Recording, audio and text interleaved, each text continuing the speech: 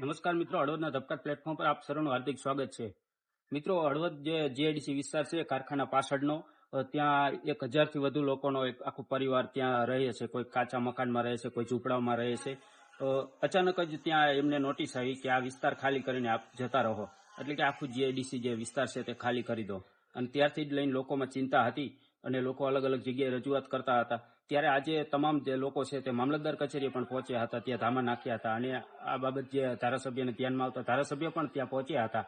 અને જીઆઈડીસીના લોકો તેમજ ધારાસભ્ય વચ્ચે ચર્ચા થઈ છે. અને હાલ જે પહેલા એવું હતું કે જે 4-5 દિવસમાં જ જીઆઈડીસી ખાલી કરી દઉં, પણ હાલ એ મુદત લંબાવી છે, 4 મહિના જેવી કરવામાં આવી છે. આવો સાંભળી ત્યાં શું ચર્ચા થઈ હતી. સારી વ્યવસ્થા કરી દઈશ. 35,000 રૂપિયામાંથી પ્રકાર આપવાનો.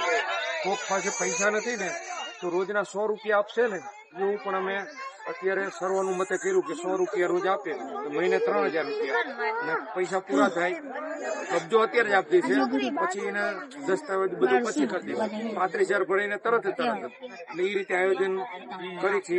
એપ્રિલ મે લગી છોકરાઓ સ્કૂલો બધું બગડે નહીં, એટલે 4 મહિના 5 મહિનાનું અમે અત્યારે રજૂઆત કરીને એનું સોલ્યુશન લાવી દઈશું. પૂરી મહેનત કરીને એટલું કરી દઈશું. અત્યારે તમે 4-5 મહિના ચિંતા ન કરો, એટલું અમે પ્રયત્ન કરી લઈશું.